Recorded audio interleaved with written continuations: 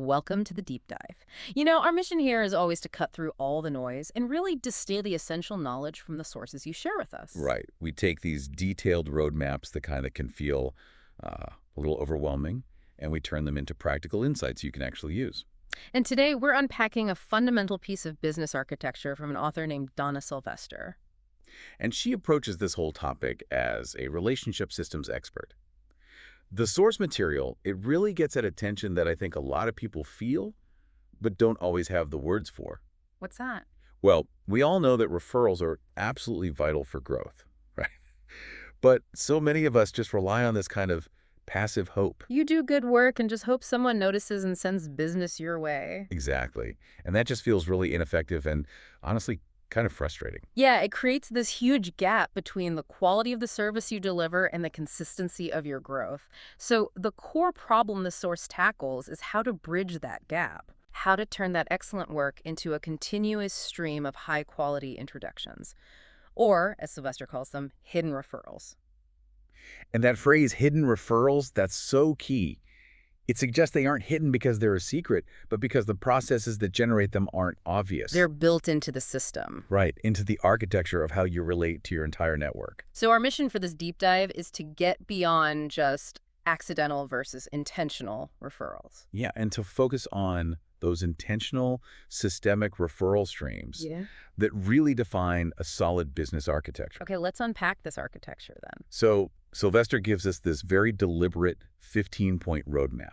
And this is not a motivational speech. Right. It's a strategy. It's focused really heavily on process, on feedback loops. The goal is to make sure that the relationships themselves become the engine for growth. Not just a nice side effect of good service. Exactly. And we start with the absolute non-negotiable foundation, which, is ironically the part that is most often overlooked because people just assume they're already doing it. And the first requirement is so simple. Be great at what you do. That's it. No one is going to risk their own reputation to refer a poor job, ever. That's the baseline, 100%.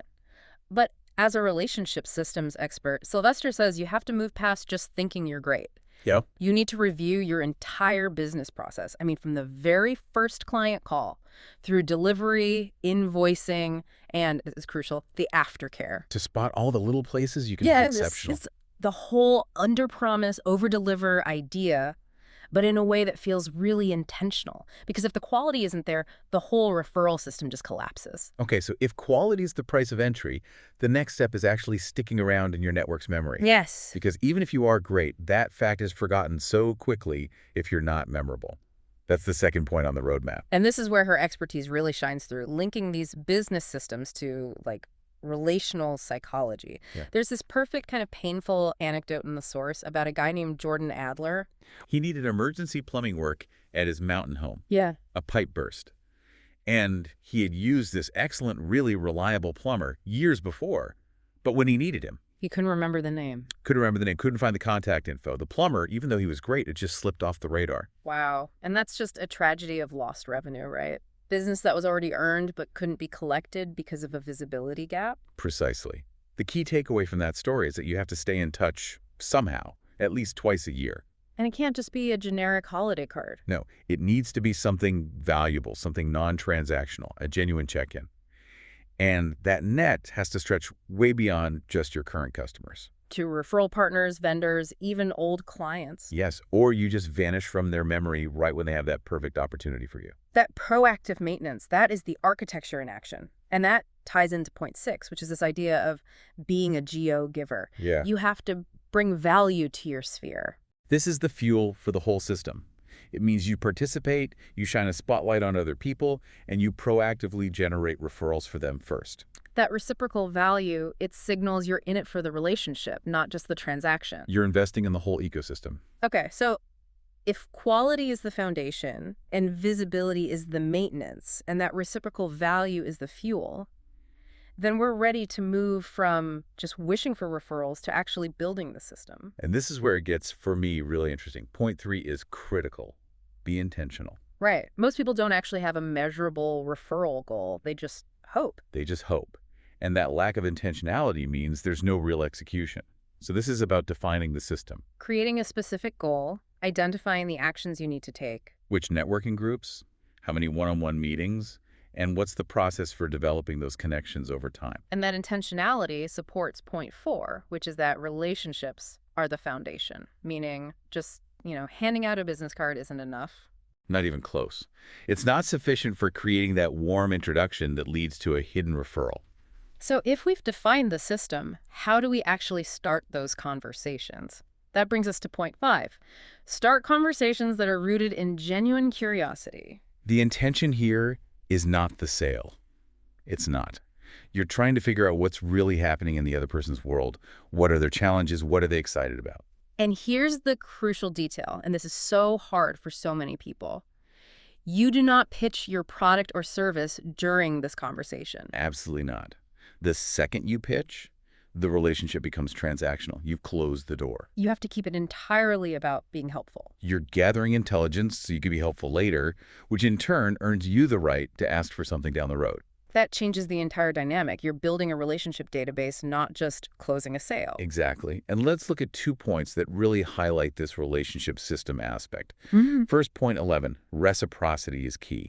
If someone brings you business, you have to find ways to help them, even if you can't refer a new client right back to them. That's a great point because that happens all the time. I mean, what if I can't send a client to my plumber? How do I create that reciprocity? Well, Sylvester suggests a few things.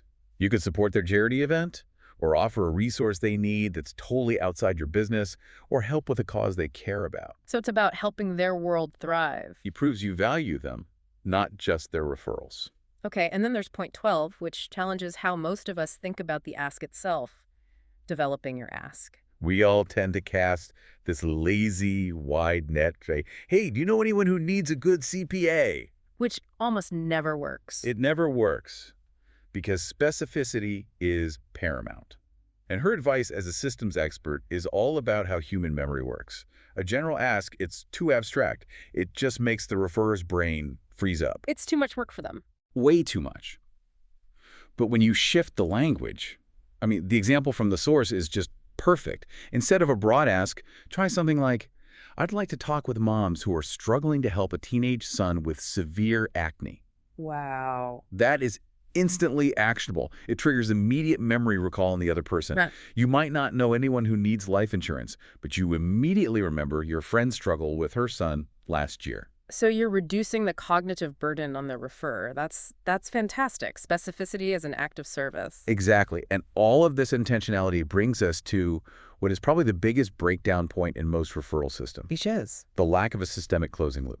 A person who refers you is placing their reputation on the line for you. They're acting as your proxy. And if you break that trust through silence or a lack of feedback, that system dies immediately and permanently. You have to honor that trust. So points 7, 8, and 10 get into this mandatory feedback loop, which is central to her whole relationship systems architecture. Let's break those down, but let's focus on the referrer's experience. Point 7 is simple. Respond immediately. That referral gets the highest priority, period. And if they don't respond, You never just give up. You circle back to the original referrer first for their input. It shows you respect their effort. and then you move on to acknowledge the referral and give continuous feedback. Yes, that means you say thank you no matter what the business result is. The referrer has to know the status. Made contact, set an appointment, closed the deal, or Baloof, even if it was just not a good fit. Because that feedback is still valuable. It's critical. Keeping that loop open helps the referrer understand more about what a perfect referral looks like for you. If you tell them, hey, that wasn't a good fit because they needed X and we only do Y, they are now trained to send you better referrals next time. Okay, but to manage all this, you need a process. Point 9, keep notes. This sounds like a huge administrative burden, especially for a small business owner. It's a fair challenge, for sure. And this is where the systems perspective is just essential. You cannot remember your way to a strong referral business. Memory fails. So you need a formal system. You have to. A CRM, a detailed spreadsheet, whatever it is. You have to track the name, the source, and the result of every single referral. The friction of tracking is the price of admission. The administrative work isn't just busy work, it's managing relationship capital. You got it. And that brings us to the final piece, the personalization strategies that make this whole system really stand out. Point 13, rewards and recognition. And saying thank you with something tangible is huge. and it's so often missed. We are talking tangible here. The source specifically says that, a social media mention or a generic email gift card, they're not the best solutions. Because they lack weight. This is about physical gifts, referral fees, special recognition that shines a spotlight on the referrer and actually adds to their credibility. A physical, personalized thank you is a deliberate disruption to the digital noise. It is. And to encourage that flow even more, you have to make it easy, which is point 14. This means sending your referral partner sample wording or an email template. That's just pure leverage. You're giving them a script so they don't fumble when they talk about you, which, again, protects their reputation. And the final piece, point 15, is the capstone. Personalize your outreach. We are all overloaded. Mailboxes are full. Emails get deleted. To get through, personalization is key, even if it takes more time. That personal touch is what keeps you top of mind. Until the next hidden referral opportunity comes out. So when we put it all together, what does this all mean?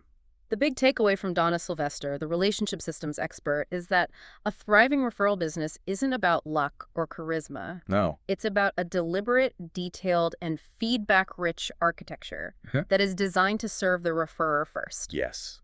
That tension we talked about at the beginning, relying on passive hope, it gets resolved when you realize the system has to honor the referrer's reputation above all else. So Sylvester gives us the mechanics, the notes, the feedback, the tangible gratitude to make sure that relationship capital grows over time. Building immense confidence in the source of the referral. And we see this emphasis on tangible outreach in the bonus materials the source mentioned. With personalized cards and gratitude journals, it just reinforces this idea that in our overwhelmingly digital world, the physical touch point of genuine gratitude is the leverage point for growth. It shifts the focus from what can I get to how can I serve and thank the people who trust me. That shift is the system. This approach transforms referrals from just a chaotic event into a predictable, valuable yield. A perfect way to end this deep dive into systems and architecture. Okay, so a final provocative thought for you to take away. If you view your network not as a list of potential clients, but as a series of open feedback loops, where in your process are you currently letting that loop close without giving the referrer the respect and the insight they truly deserve? Go find that gap and design a process around it.